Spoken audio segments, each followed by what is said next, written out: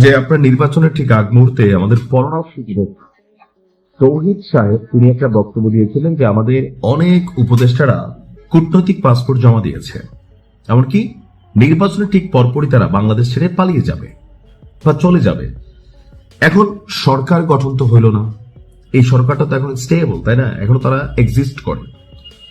সরকার গঠন হবে, শপথ হবে, তারপরে এই সরকারের সাথে যারা সংশ্লিষ্ট, যাদের মনে ভয় নাই, দুর্নীতি করে নাই, চিটিং করে নাই, বাটপাড়ি করে নাই, স্বজনপ্রীতি করে নাই, তারা সুন্দরভাবে 18 মাস ভালো হোক খারাপ হোক যতটুকু তারা দায়িত্ব পালন করেছিল তারা সুন্দরভাবে বাংলাদেশ থেকে বিদায় নিবে। কিন্তু ঘটা শুরু হয়েছে ভিন্ন ঘটনা, অর্থাৎ তৎকালীন সময় পররাষ্ট্র উপদেষ্টা তৌহিদ তিনি যে বক্তব্যগুলি দিয়েছিলেন সেটার প্রথম জায়গাতে আমরা যার নাম পাইলাম প্রধান উপদেষ্টা বিশেষ সহকারী, অর্থাৎ ডক্টর ইউনূসের বিশেষ সহকারী ফয়েজ আহমেদ তৈয়ব। তিনি দেশ ছেড়ে ভাইগা চলে গেলেন। ডাক, টেলিযোগাযোগ এবং তথ্য প্রযুক্তি মন্ত্রণালয়ের দায়িত্বপ্রাপ্ত অন্তর্বর্তীকালীন সরকারের প্রধান উপদেষ্টার বিশেষ সহকারী, খুবই গুরুত্বপূর্ণ বেশ কিছু সেক্টর তিনি আসলে হোল্ড করেছিলেন। এখন সূত্র বলছে সকাল 10টার দিকে, আজকে শনিবার সকাল 10টার দিকে জার্মানির উদ্দেশ্যে ঢাকা ত্যাগ করে ফেলেছেন। বিমানবন্দর সূত্র থেকে জানা গেছে তিনি এমিরেট এয়ারলাইন্সের ফ্লাইট EK583 এই বিমানযোগে হযরত শাহজালাল বিমানবন্দর থেকে রওনা হয়েছেন।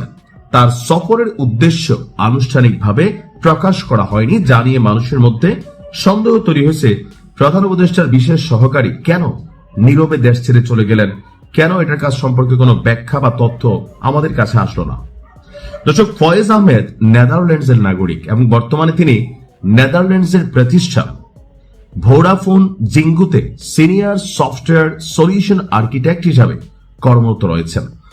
তো ওই যে অভিযোগ ছিল যে এই অন্তর্বর্তী সরকারটাই যারা চালাইছে তারা বিদেশি নাগরিকদের দিয়া এই রাষ্ট্রের মেরামত করতে চাইছে, সংস্কার করতে চাইছে।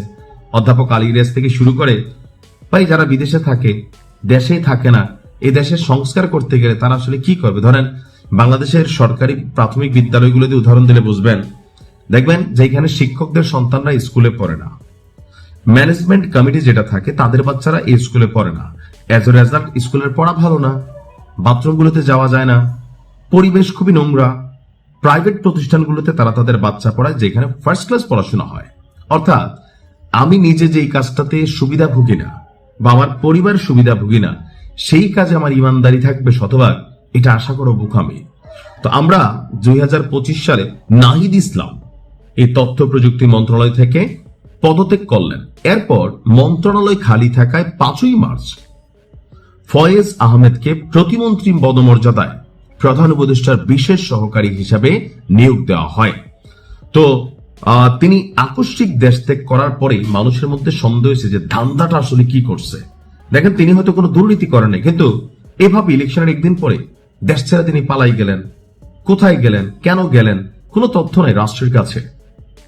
ওই যে বলা হইতো যে আমাদের কি বলে যে বাণিজ্য সচিব যিনি আছেন, বাণিজ্য কেবল উপদেষ্টা ছিলেন, তিনি কিন্তু একটা বলছিলেন বশির সাহেব যে 21 লক্ষ কোটি টাকা ঋণ করা হয়েছে।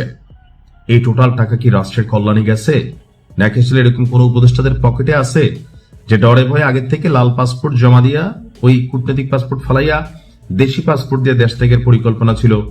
এটাই আসলে প্রমাণিত হইল। এখন আমার মনে হয় ফয়েজ সাহেব যিনি আছেন তার বিরুদ্ধে অভিযোগ যেহেতু আসছে, এটার তিনি উত্তর দিবেন, তাহলে আমরা বিষয়টা ক্লিয়ার হতে পারবো।